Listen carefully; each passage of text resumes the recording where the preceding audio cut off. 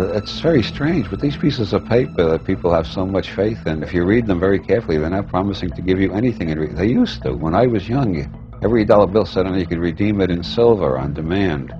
Now it just says that it's legal tender for all debts, which means you can't exchange it for anything but more paper. If people lost faith in the paper, the whole system would fall apart. Money in the modern world is just pure information. It's as abstract as information in cybernetic theory.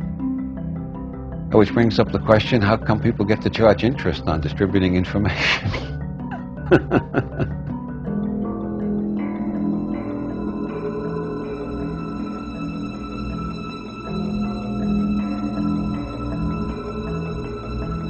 I divorced myself from the human race a long time ago, and from this culture, this nation, because I think the human race has chosen to organize itself poorly. I think we were given great gifts. We were given this supposable thumb, the ability to walk upright, binocular vision, and the mind that could distinguish between the objective and the subjective. And we have been diverted with toys and gizmos from our lives being stolen from us in this country. I found that by divorcing myself emotionally from any interest in a certain outcome, without being a cheerleader for a result, I could detach myself emotionally and be more of an objective writer.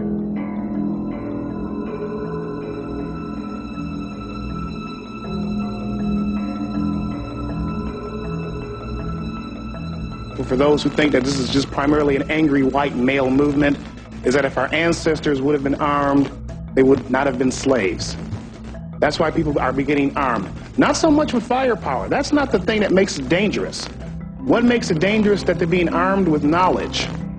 What you're going to see is a growing number of citizens, and you're seeing that now, that's why we're here, move away from the authority that is here and begin to create their own constitutional authority.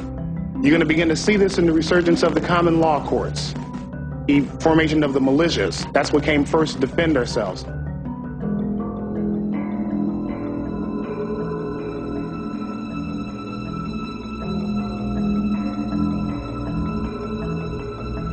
Religion is always in the control business, and that's something people don't really understand. It's in the guilt-producing control business.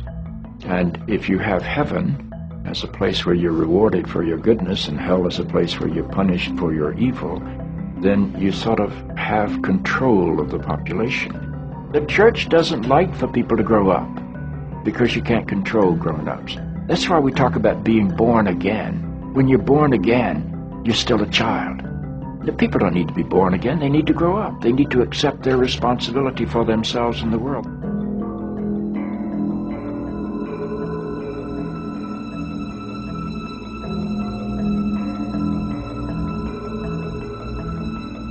This is real news about a century. It is highly feasible to take care of all of humanity at a higher standard of living than anybody has ever experienced or dreamt of, to do so without having anybody profit at the expense of another, so everybody can enjoy the whole earth.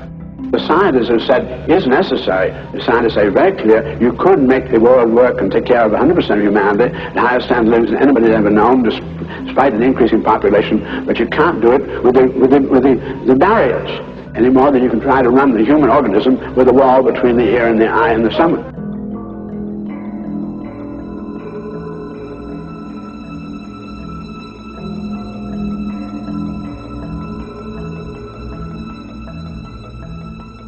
If you look at Monsanto's research agenda, they are testing at this point something like 20 crops with Bt genes in them. There's nothing they're leaving untouched.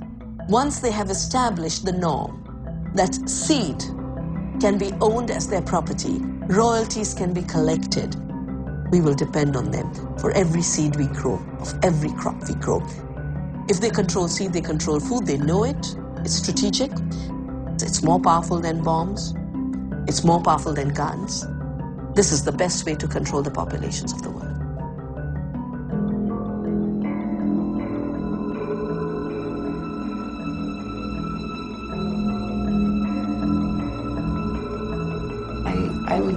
I would do it again. I'd like to do it better, differently, smarter. I would certainly do it again. I would certainly want to be part of an emerging revolution again. It was a precious, precious opportunity. And I think we came close. I mean, I think the world came close to seeing those major changes, and I think that that makes a difference in terms of the ability of movements for change to emerge in the future. The fact that there's a history of resistance, there's a history of white people's participation in resistance, I think makes a difference to.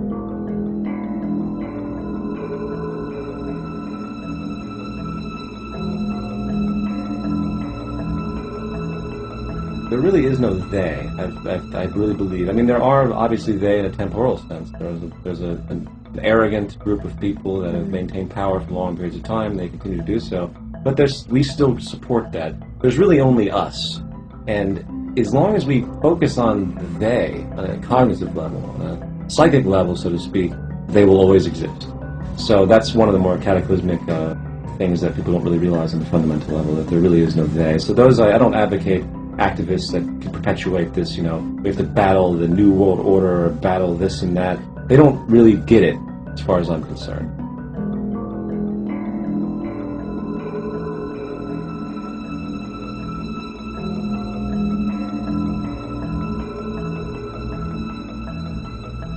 The universe is a novelty producing and conserving engine of some sort. We are living in the most empowering age in human history because all of the energy of the ancestors, not only the human ancestors, but our animal, our primate ancestors, all of that energy is focused into this moment. We are the transition generation. We have 1 foot in matter and 1 foot in hyperspace.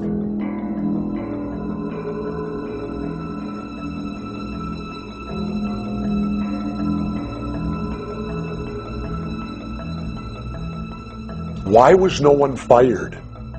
And not only that, let's say the worst scenario is true, and this was a case of like the Reichstag fire of Germany. Well then, shouldn't many important people in this country be going to jail? Well, the United States' ego won't let that happen, will they?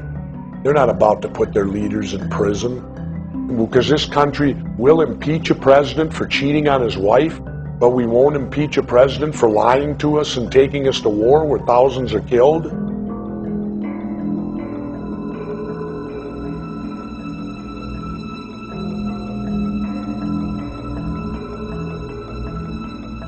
What would we do if we didn't have to work all the time? The answer to the new question, what is human life about? What are we going to do with all this time? Up until this time, you had to work. We now realize that it's an insult for any American citizen to be forced to do a job that can be done better by a machine. I propose this. I want you to think about this.